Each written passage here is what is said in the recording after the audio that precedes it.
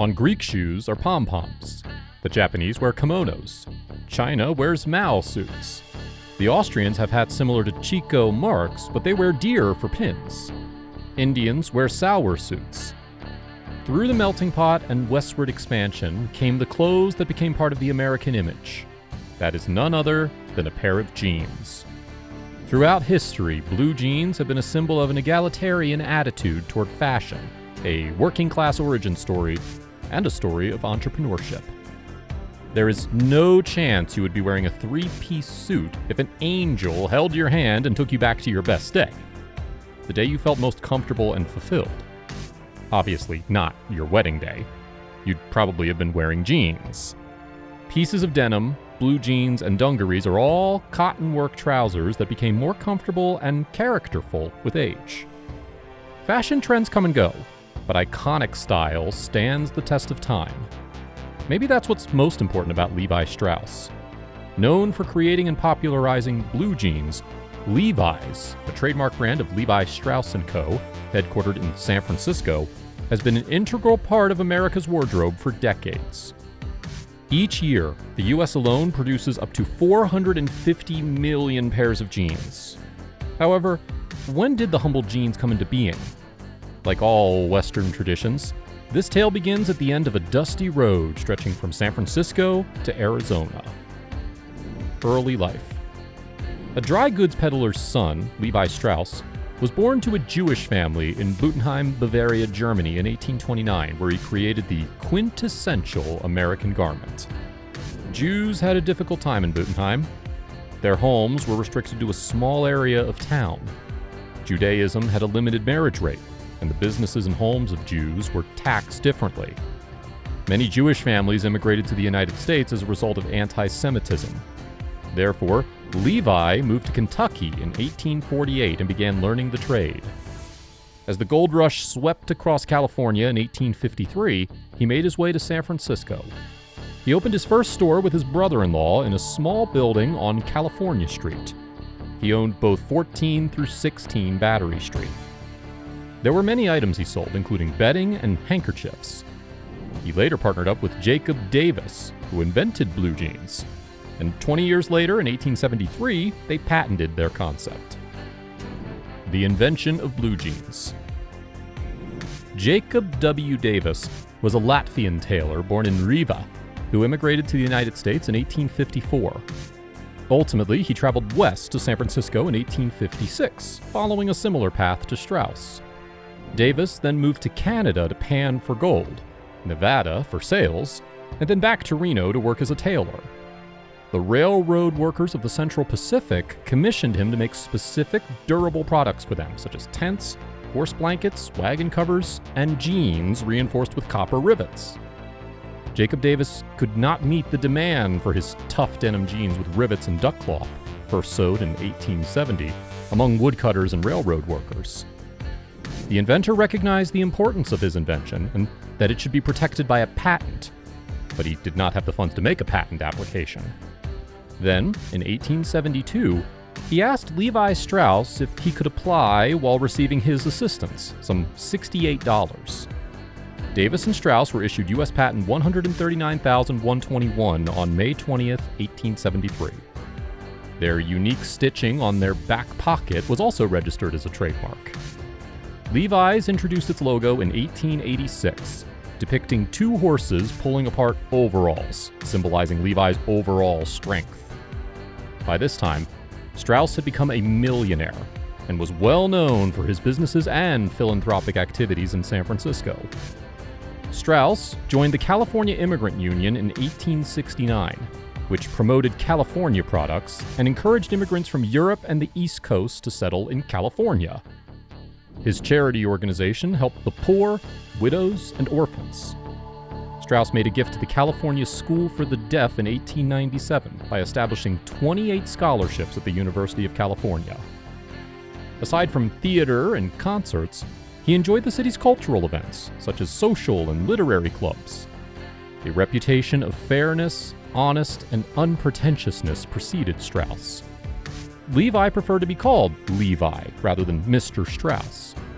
He remained close to his siblings and their children, regardless of whether he never married or had children. An entirely new direction. In 1896, a new transcontinental railroad project was completed, which forced the railroad companies to increase their prices, which eventually made it very expensive to ship goods by train. To solve this issue, Strauss and other business owners from San Francisco to Salt Lake City, Utah, tried to build a new railroad line in 1891. However, due to some issues, the project failed. Strauss once again sought to promote an alternate rail line. Levi, along with Klaus Spreckels, owner of the sugar magnate, devised a scheme that invested almost $25,000 from their own pockets. Business owners from other major cities also supported the San Francisco and San Joaquin Valley Railroad project. But a man named Spreckels, one of the major stockholders in this project, sold his share to the new managers, who again charged high rates in comparison to other railroads. As a result, Strauss decided he was not cut out for the railroad business and eventually abandoned it. A lifelong worker. Strauss continued to attend meetings and attend daily office visits even after his nephews took over the company in 1890. As reported by the San Francisco Bulletin in an interview published on October 12, 1895, Strauss said, quote, "I do not believe that making large fortunes leads to happiness, for one becomes enslaved to wealth as soon as he owns it, and then one must devote his life to caring for it. I do not believe that money brings friends to its owner, in most cases quite the opposite." Strauss developed heart problems in his 70s. His doctors recommended resting more often. There was a property owned by the Strauss family in a peaceful valley near San Francisco. On September 26, 1902, Strauss died in San Francisco and was mourned by the city's citizens. His death was marked by a special resolution from the San Francisco Board of Trade, which read, quote, "The great causes of education and charity have also lost a significant benefactor in Mr. Strauss, whose magnificent endowments to the University of California will serve as an enduring tribute to his worth as a liberal and civic thinker, and whose many unostentatious acts of charity, without regard to race or creed, exemplified his love for and sympathy with humanity on a wide scale." The making of blue jeans. The Levi Strauss Company later opened up a large tailor shop in San Francisco, allowing Davis to manufacture their new waist overalls in the city. Did you know? Until the 1950s, jeans were called overalls. But the kids wanted a different name since their parents were already using this term. As a result, overalls became known as jeans. Strauss's shop quickly outgrew its capacity, causing him to build a manufacturing plant for his overalls, also managed by Davis. Despite Levi's 501 jeans being designed in the 1890s, working men on the West Coast enjoyed the most popular denim pants. Their popularity began to spread slowly nationwide. Vacationers brought them back east during the 1930s Dude Ranch craze. Their denim became a wardrobe necessity in the 30s, thanks to John Wayne and Gary Cooper wearing them in Hollywood blockbusters. With Ginger Rogers and Carole Lombard wearing it, denim became world famous for women, too. During World War II, their durability made them an essential item for military personnel. However, Levi's brand did not grow significantly until the 1960s and 70s, when casual clothing became more popular at work, and customers began to refer to them as jeans. It's estimated that production increased from 16 to 63 plants in the United States between 1964 and 1974, not including the additional 23 plants worldwide. The company employed 15 salespeople in 1946 and 22,000 in 1976. Levi Strauss & Company has undergone numerous changes since it surged in the 60s and 70s, including factory closures and intense brand competition in the marketplace. However, it remains a business worth more than $5 billion with clothing contracts with Walmart and other retailers. More than 15,000 people were employed in 2018. Levi Strauss & Co. remains the standard bearer in the denim world, despite competition from Gap, Tommy Hilfiger, and Guess Jeans.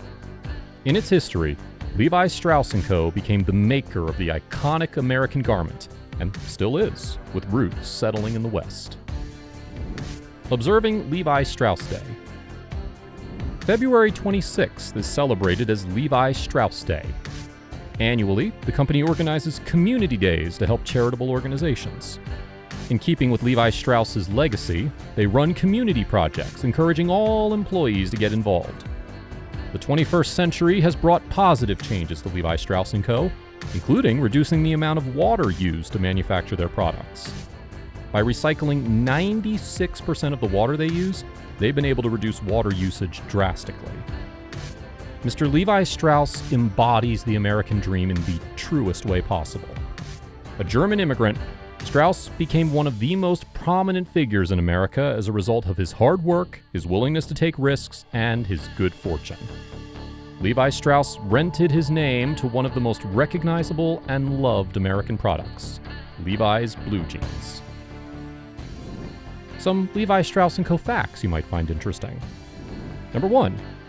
They named their first jeans XX, after the finest denim available back then. In 1890, they were renamed 501 based on their lot number. Number 2. During the 1906 earthquake, the company's 2 factories, along with its original headquarters, were destroyed. Number 3. The legendary singer Bing Crosby got a customized tuxedo made out of Levi's favorite fabric, 501. Number 4. Additionally, the famous American actor Cary Grant wrote Levi's public relations staff a love letter to say thanks for sending him free shirts. He wrote, quote, "My temerity is at a low ebb today, but I venture to ask that you let me know if Levi Strauss ever evolves a line of absolutely plain, unchecked, unmetal-threaded, absolutely solid-colored shirts. No matter what the colors, I will rush to the nearest shop." Number 5. There's a long list of movies featuring actors wearing Levi jeans, such as Star Wars' Mark Hamill, Marlon Brando's The Wild One, Back to the Future's Michael J. Fox, Brokeback Mountain's Heath Ledger and Jake Gyllenhaal, Wayne's World's Mike Myers and Dana Carvey, Easy Rider's Peter Fonda, and the whole Sisterhood of the Traveling Pants cast. Number 6. As a means to maintain their image, the company ran newspaper advertisements that illustrated a clean-cut kid wearing their jeans and included the phrase, "right for school." This message did not resonate with mothers and made Levi look outrageous. Number 7. Jeans were fitted with cinches and suspenders prior to belt loops being introduced in 1922. Number 8. Levi made another type of jeans called 201 during the late 1800s. The 2 denoted a cheaper product and not as durable. Number 9. When Levi jeans were first manufactured, they had rivets on the crotch that were later removed during World War II, when metal outfits were no longer allowed. Number 10.